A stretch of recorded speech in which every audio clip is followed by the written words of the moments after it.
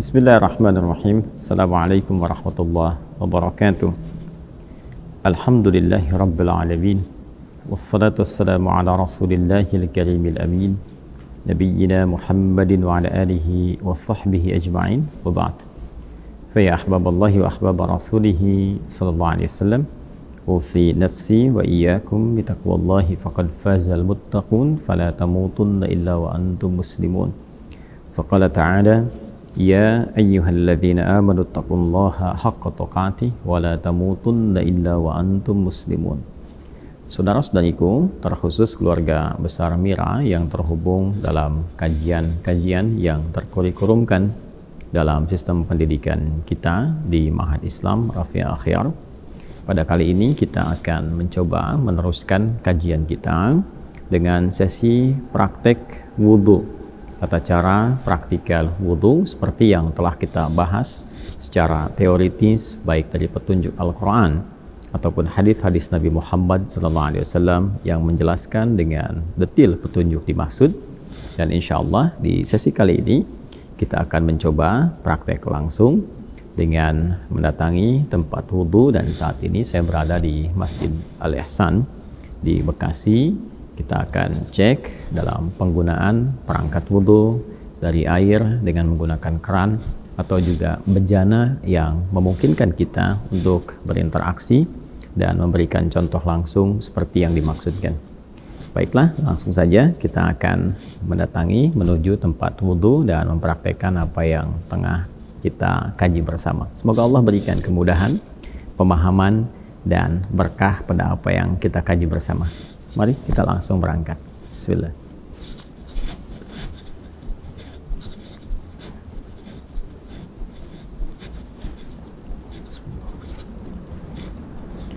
Saya akan memasuki area tempat wudhu, tapi ini bukan toilet ya.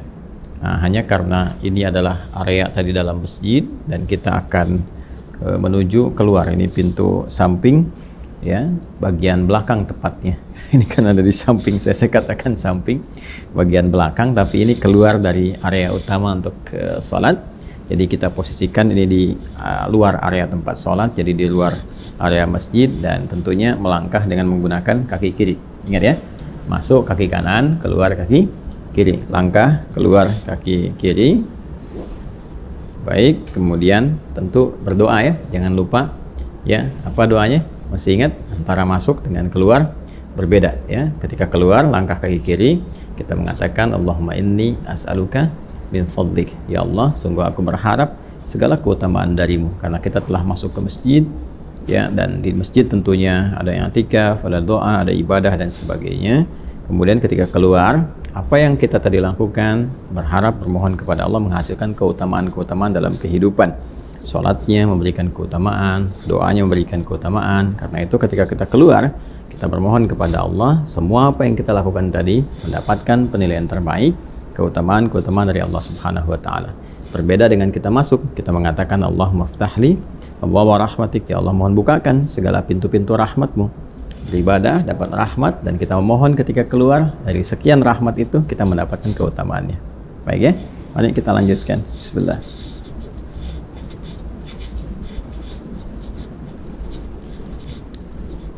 Baik, nah ini ada beberapa keran ya teman-teman sekalian, dan ini tentunya terpisah dengan toilet ya. Jadi ini memang khusus area untuk berwudu. Jadi kita akan coba praktekkan dengan pendekatan yang pertama, yaitu menggunakan keran. Nanti yang kedua kita juga akan mencoba menggunakan bejana, dalam hal ini menggunakan gayung, sehingga kita akan mengetahui bagaimana praktikal penggunaannya, sekaligus juga mempraktekkan apa yang telah kita bahas secara teoritis.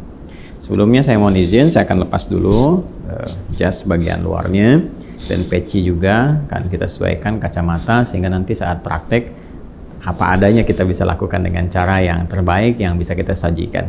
Baik ya, kita copot dulu beberapa perangkatnya. Bismillah.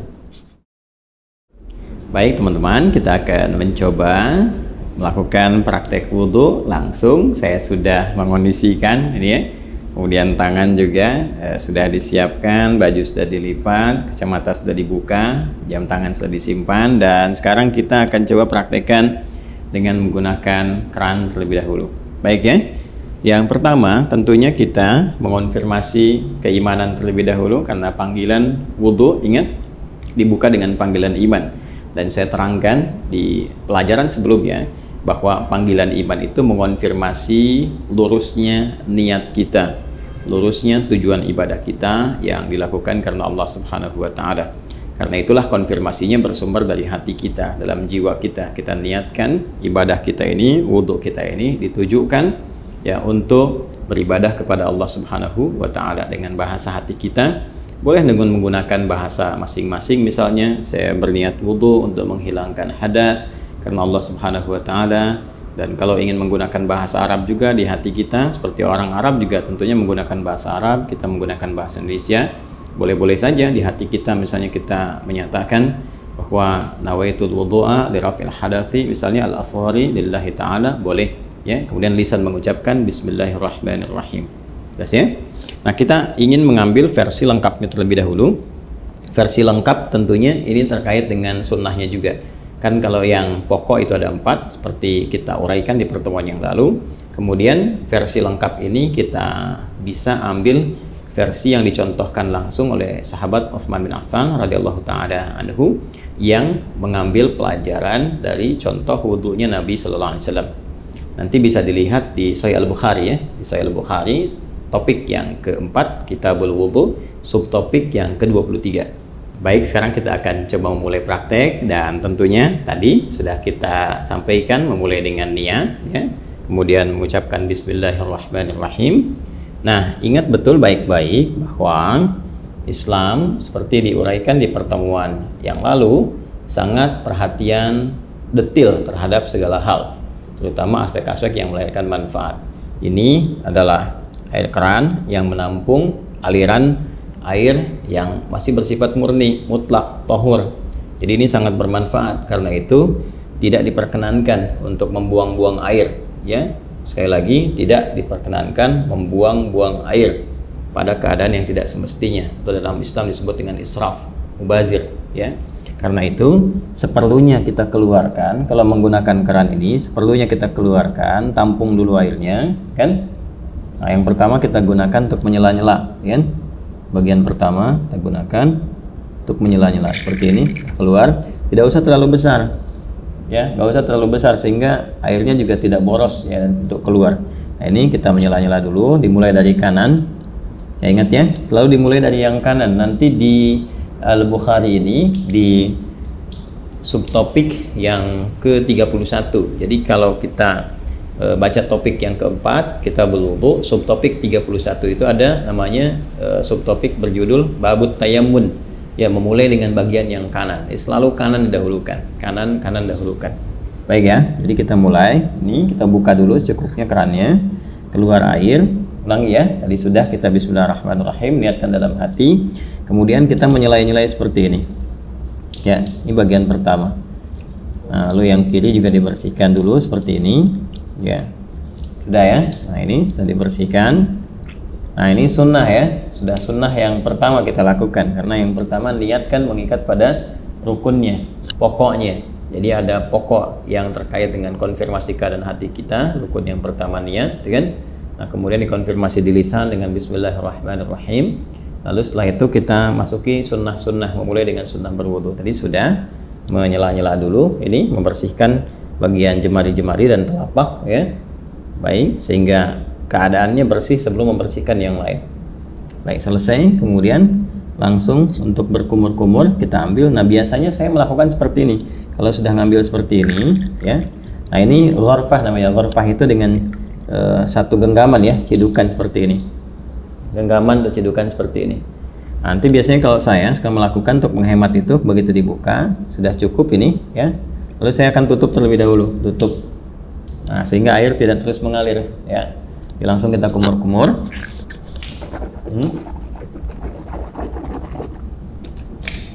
Baik, saya ingin terangkan terlebih dahulu. Di saat mengumur-ngumur itu namanya tamadbad ya, tamadbad. Itu bisa kita lakukan dengan 2-3 pendekatan. Pertama, kumur-kumur terlebih dahulu ya, kumur-kumur sampai keluar ya. Kemudian yang kedua juga kumur-kumur, nanti sebagian airnya langsung dihisap ya, dihisap jadi kumur-kumur, sebagian airnya dihisap. Nah, itu yang dihisap itu istinsyak namanya, ya, masuk ke dalam hidung, istinsyak, usahakan agak dalam. Nah, nanti kemudian kita keluarkan disebut istinthar namanya, ya. Ini bagian yang kedua, kumur-kumur, ya. Kemudian yang pertama, yang keduanya itu sambil dihisap, baru nanti istinsyak ini, kalau istinthar dikeluarkan. Ada nanti sedikit saja, bisa tambahan kalau menggunakan siwak, ya, untuk bisa membersihkan itu. Ya, jadi bisa saja kemudian kalau memang tidak ada itu bisa gunakan bagian jari yang dianggap bersih. Ya, tadi kan sudah dibersihkan. Untuk membersihkan kalau ada sisa makanan yang kalau tidak ada siwak dengan kayu tertentu atau sikat gigi, Anda bisa gunakan bagian jari yang dianggap sesuai untuk membersihkan kalau ada sisa makanan di sini yang tidak cukup dengan kumur-kumur. Ya, saya ambil contoh begini misalnya. Ini buka seperti ini, ya. Kalau kita mulai, ya, kita tutup dulu ini, ya, seperti ini.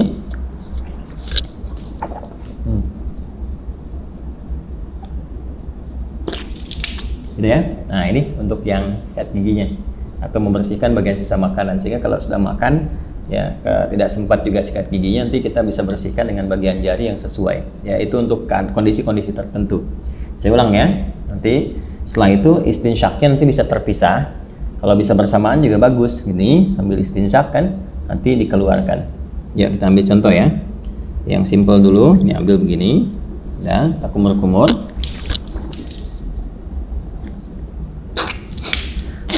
Ya.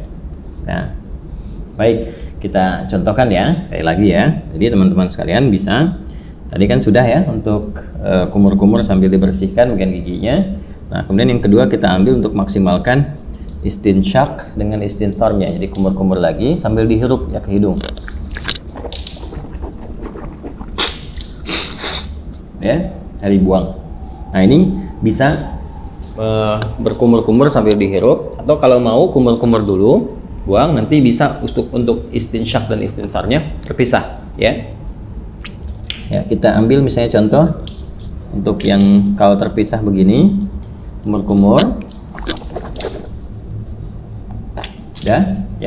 Kalau mau dihirup ke hidungnya terpisah, kita ambil lagi, ya kan, seperti ini. Nah, itu, ya. Nah, ini manfaatnya kalau dipisah ini kayak semacam ada pilek, ya, pilek atau virus tertentu berkumpul. Nah, ini biasanya lebih spesifik untuk membersihkan wilayah hidung, sehingga ketika ditekan itu istinsarnya ini bisa dipijit salah satunya bergantian untuk dikeluarkan, ya, sehingga kotoran yang ada di hidung itu bisa keluar. Ya, kalau dalam kondisi normal biasa bisa langsung Anda hisap saja, dihirup, ya, bukan dihirup ke hidung. Jadi sambil kumur-kumur dihirup ke hidung. Jadi bisa dikeluarkan secara bersamaan atau di hidung terlebih dahulu bisa, karena tidak ada aturan spesifik mana yang didahulukan, apakah di mulut dulu atau di hidung dulu. Jadi kalau Anda ingin keluarkan yang di hidung dulu boleh, misal begini, ya. Nah, kurang lebih demikian, ya. Atau yang di mulut dulu baru di hidung, nggak ada masalah. Tergantung kondisional saja, karena sifatnya tamadmad dulu baru istinsyak, itu yang urutannya. Jadi kumur-kumur dulu, baru dihirup. Adapun cara mengeluarkan tidak spesifik diatur. Ya, tapi kalau ingin berurutan boleh dari mulut keluar, baru hidung. Terus kalau kondisi ingin membersihkan spesifik khusus, boleh dipisahkan. Kumur-kumur, ya, kemudian dilepas, baru kemudian khusus untuk yang hidung untuk memudahkan yang di dalam itu keluar. Hikmahnya kan mengeluarkan yang kotor. Jelas, ya? Baik. Bisa dipahami, ya, teman-teman sekalian? Nah, jadi itu untuk yang pertama, kumur-kumur. Sekali lagi, buka kerannya. Saya ulang, ya. Kerannya buka, ambil air gorfah namanya, segenggaman seperti ini, ya. Kemudian kalau sudah cukup, tutup ini supaya tidak mubazir, kumur-kumur, itu, ya, jelas, ya. Nah, baru kemudian dicuci kembali, disiapkan. Nah, ini kalau sekali cukup sudah, kalau diperlukan 2 kali, 2 kali, 3 kali, 3 kali, ya. Dan ini tadi penggunaan jemari sekali lagi, ya, untuk menegaskan atau menghilangkan bagian bekas-bekas kalau ada makanan dan sebagainya yang kalau sekiranya tidak memungkinkan untuk gosok gigi atau membersihkan. Jelas, ya? Baik, lanjut. Dari sini saya tes air dulu. Kemudian kita buka kembali. Nah, sekarang masuk ke bagian yang pokok. Ya, buka lagi, masuk begini, bagian yang pokok, tutup, baru ke wajah. Nah, ini yang ingin saya contohkan, bagian pokok yang paling utama itu. Ini ghasalah itu ambil airnya, tumpahkan di wajah begini. Ini lihat, ya, yang telunjuk begini. Oh. seperti ini. Nah, ini bagian jempol yang di sini belakang. Kemudian langsung ke bawah. Nah, ini yang diselai-selai di janggutnya. Ya. Maksudnya apa? Supaya meresap air ke pori-pori karena melewati janggut ke dalam sini. Kalau nggak ada janggutnya bisa langsung dibasuh ke dagu ya, sini. Nah, jadi ini satu, kalau dirasakan belum cukup keseluruhannya, ambil lagi begini. Ya. Terus seperti ini. Kemudian tutup dulu. Ya. Terus seperti ini. Ya. Saya kira 2 kali juga bisa cukup ya. Seperti ini. Ya. Nah, ini nanti ada versi yang sekali itu versinya Ibnu Abbas radhiyallahu taala anhuma yang menyontoh praktek Nabi yang pernah menggunakan sekali. Itu kalau di Al-Bukhari, subtopik yang ke-21, marratan ya. Babul wudu, judulnya itu Babul wudu marratan. Bab pembahasan tentang wudu yang sekali basuh ya. Kemudian nanti yang versi yang keduanya, subtopik 22, itu yang versinya Abdullah bin Zaid. Babul wudu marrataini, 2 kali. Ya, kemudian versi yang Utsman bin Affan radhiyallahu taala anhu, yaitu yang subtopik 23. Itu yang 3 kali, talatan. Nah, versi yang dimaksudkan itu adalah pengalaman sahabat-sahabat mulia ini melihat wudunya Nabi untuk memanfaatkan air, dan juga terkait dengan luasan cakupan ya, apakah tercakup nggak dengan air itu kepada bagian-bagian yang harus dibasuh atau diusap dalam wudhu itu. Prinsipnya demikian. Jadi boleh sekali-sekali, 2 kali, atau 3 kali, dan mendahulukan yang kanan. Ingat ya, mendahulukan yang kanan. Ada namanya sebab yang pernah juga saya utarakan, yang nomor 31 subtopiknya babut tayammun. Ya, tentang tayammun ketika Nabi mengajarkan Ummu Atiyah radhiyallahu taala anha bagaimana mendahulukan yang kanan. Jadi kanan dulu baru kemudian kiri. Nah, ini tentang kanan dulu kemudian yang kiri juga akan masuk setelah ini. Ya, setelah kemudian wajah selesai, baru tangan sampai siku. Ini kita ambil lagi. Ya, wajah selesai, tangan sampai siku, kumpulkan seperti ini airnya. Nah, teman-teman sekalian, ini ya. Kemudian tumpahkan di tangan ini, ya, sampai siku ke sini. Nah, lalu ke sini depan. Nah, terus sampai ke sini, ya. Nah, ratakan seperti ini. Jelas ya? Nah, kalau dirasakan belum cukup, rata, buka lagi airnya, ya. Nah, dianggap cukup, ditumpahkan, tutup dulu seperti ini. Nah, nanti bisa dari depan begini, ya. Kemudian ke belakang bisa seperti ini, yang fleksibel saja. Mending air ditumpahkan, bisa ke sini dulu, bisa ke sini dulu. Ya, tadi kan saya mulai dari belakang itu seperti ini, ke depan. Kemudian yang kedua saya mulai dari depan untuk meratakan, ya, seperti ini. Jelas ya? Nah, kemudian setelah itu yang kiri itu yang dibuka lagi. Nah, tutup seperti ini. Ya, ini boleh fleksibel. Dari mana mulainya? Yang penting dari depan sini ke bagian siku. Ya, nah kurang lebih seperti ini. Ya, kalau mau kita samakan, kalau kanan 2 kali, kiri 2 kali juga ya. Bisa menyeimbangkan, menyamakan seperti ini. Tumpahkan, ya, pas ya. Baik. Nah, ini suasana malam kita prakteknya, jadi diiringi dengan sekuteng lewat. Ya, teman-teman. Saya, nah selesai. Kemudian mengusap kepala, bukan rambut, ya. Karena kepala, ingat bagian mengusap itu ambil. Nah, ini kan dipercikan nih, ya. Dipercikan seperti ini, tuh ya. Nah, jadi kita pun nggak harus terlalu banyak ngambilnya. Saya ambil secukupnya, percikan, dan nah ini untuk kepala. Kalau dirasakan nggak ada masalah, dari depan ke belakang seperti ini.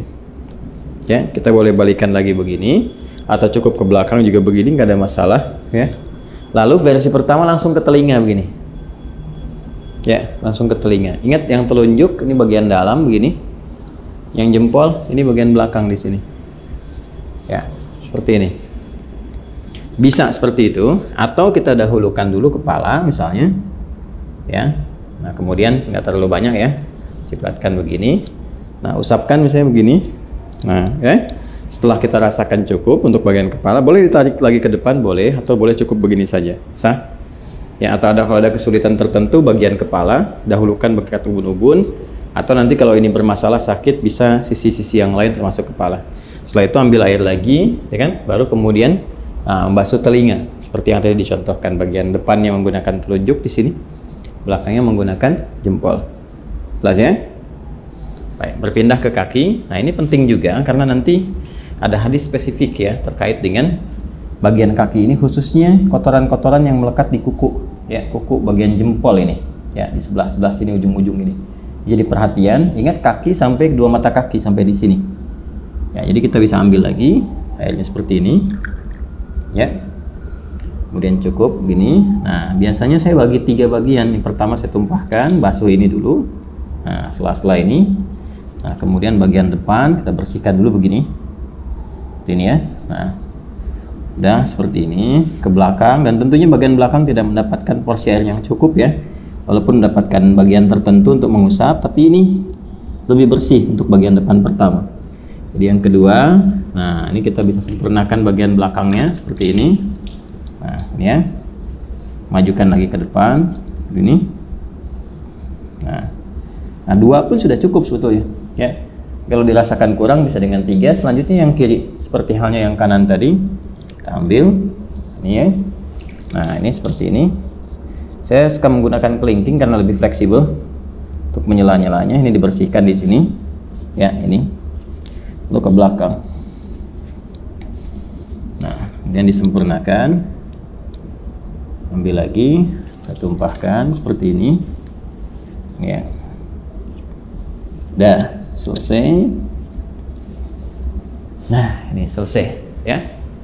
Setelah selesai, dah kita diusahakan menghadap ke arah kiblat, kita berdiri sini ya, lalu kita berdoa. Doa yang sudah pernah diajarkan juga ya, syahadatain dulu, asyhadu an la ilaha illallah, asyhadu anna muhammadar rasulullah, ya kan? Allahumma ja'alni minat tawwabin wa ja'alni minal mutatahhirin. Ya, kalau kita ingin supportkan doanya supaya dengan kita taubat, kemudian juga kita bersuci ya, ya Allah jadikan aku termasuk orang taubat. Berarti ini tadi kita sambil evaluasi. Makanya ada ulama juga yang menyarankan sambil saat dibasuh ini kan, nadhafah ini kan nadhafah nih luarnya, nadhafah. Ya, tapi juga harus ada al-husnu wadhiya. Sifat husnu wadhiya itu yang dimaksud dengan taharahnya. Bersih luarnya, suci dalamnya. Ini yang disyarat Nabi di hadis Muslim. Begitu jatuh air wudhu itu, jatuh pula dosa-dosa yang melekat kepada fungsi-fungsi organ tubuh yang digunakan itu. Jatuh. Nah, jatuhnya ini dengan taubat. Jadi kita merasakan ini ada yang salah nih sebelum wudhu nih ya, supaya hilang kesalahan itu. Makanya ada ulama yang mengajarkan evaluasi saat dibasuh itu, merasakan dalam diri, minta sama Allah supaya digugurkan dosa yang ada di wajah, gugurkan dosa yang ada di tangan, macam-macam.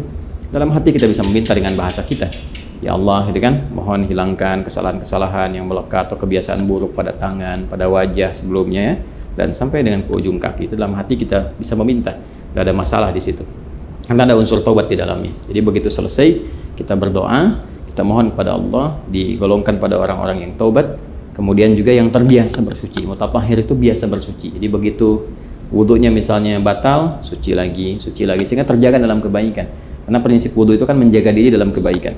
Oke? Baik, selesai ini dengan menggunakan versi kran. Ya, gunakan versi kran. Nah, sekarang kita akan mencoba menggunakan versi bejana. Nah, di sini ada gayung ya. Kita akan coba gunakan gayung ini. Sebetulnya kalau kita bersandar pada tadi ya, jumlah volume air yang kita gunakan saat menggunakan kran itu kan sebetulnya nggak banyak. Ya, kalau ada di minuman kemasan dengan bentuk kayak gelas itu sekitar 250 mili ya, itu kan kurang lebih segitulah ya, nggak terlalu banyak yang kita gunakan seperti tadi disampaikan. Jadi kalau kita tampung dengan gayung pun kurang lebih, bismillah ya, ini habis cukupnya. Udah harus penuh juga, mungkin kita ambil setengahnya segini cukup ya, setengahnya begini cukup ya, tergantung keadaan kitanya. Nah ini kalau pakai gayung, kalau di atas nanti jatuhnya terlalu tinggi, jadi saya turunkan ke bawah untuk menyontohkan, misalnya di sini ya, paling gampang ya seperti ini ya. Jadi kan sudah keadaan jongkok. Kalau di Timur Tengah kan ada, atau tidak hanya Timur Tengah, saya kadang-kadang di beberapa negara atau beberapa tempat di Indonesia juga kadang-kadang ada suka pakai dudukan tuh ya, jadi kita bisa sambil duduk. Nah ini kalau seperti ini pakai bejana, kurang lebih disimpan seperti ini. Jadi kalau bejananya lebar nanti bisa sambil diambil seperti ini, ya kan? Nah, tapi dengan catatan juga nanti tidak ada sisa-sisa air yang terlalu banyak yang melekat di lengan, ya, khususnya di telapak ini, sehingga mencampur kepada yang sudah ada. Jadi amannya kalau mau aman, apalagi dengan kondisi seperti ini, kita tuangkan seperti ini. Jelas ya? Ini bagian pertama. Nah, terus kemudian seperti ini. So, nah ini lebih hemat nih digunakannya. Itu satu, ya, udah selesai. Nah, kita ambil versi yang sekali, ya kan? Nah, kemudian dari sini ambil lagi, kan? Nah, ini ya. Nah, ini berkumur. Nah, kalau dirasakan belum cukup, ada yang sekali, 2 kali. Seperti tadi saya contohkan, nggak ada bedanya dengan yang pertama. Kemudian ngambil lagi gini, ya. Nah, ini sama persis teman-teman sekalian, nggak ada bedanya dengan yang pertama tadi. Kita wajar, ini, ya, seperti ini. Tuh, ya, seperti tadi ya, diulang. Kemudian selanjutnya untuk tangan seperti ini, ya. Baik dari depan, dari belakang, yang penting dimulai dari sini, ya, sampai ke siku. Nah, yang kanan sudah, kita gunakan bagian yang kirinya. Ya, sama saja seperti yang saya contohkan tadi. Kita ambil dulu, ya. Nah, ini ambil, kemudian paskan dulu gayungnya, karena ini kan nggak rata di sininya ya, teman-teman. Kalau kita mau pindahkan sini juga boleh sebetulnya, nggak ada masalah, ya. Nah, kemudian jatuhkan di sini. Nah, seperti ini ya. Baik. Ayo cari pijakan biar aman, biar nggak tumpah atau seperti kayak gini kan agak susah jaga keseimbangannya. Nah, kemudian seperti ini, ya, dicipratkan sedikit.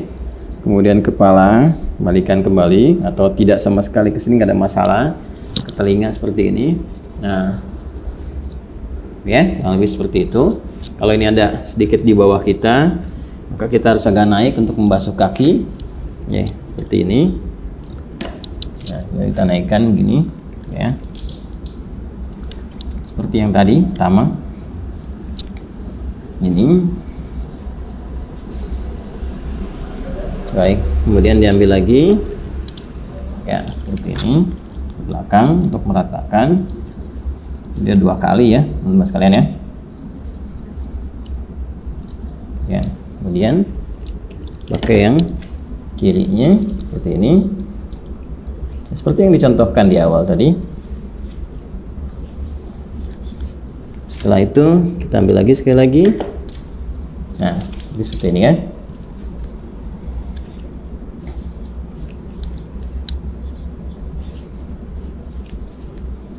Baik. Selesai 2 versi ini, dan masya Allah tuh masih bersisa. Artinya kan sebetulnya nggak butuh banyak gitu airnya, ya. Nggak butuh banyak, ini tinggal kita berdoa. Setelah itu seperti tadi disampaikan. Jadi kurang lebih seperti itu contoh yang bisa kita tunjukkan. Dimulai dari awal, kemudian mengondisikan dulu, ya, kerannya seperti apa yang bisa digunakan. Jangan mubadir, bersiap-siap. Kalau saya suka membiasakan, karena ini hadapnya ke kiblat nih, ini kan arahnya ke kiblat nih. Saya suka membiasakan kalau ada aktivitas terutama terkait ibadah, cari yang kira-kira posisinya ketika dikerjakan menghadap ke arah kiblat. Itu hanya kebiasaan saja dan tidak harus demikian, tapi kalau bisa dikerjakan ya itu lebih bagus ya.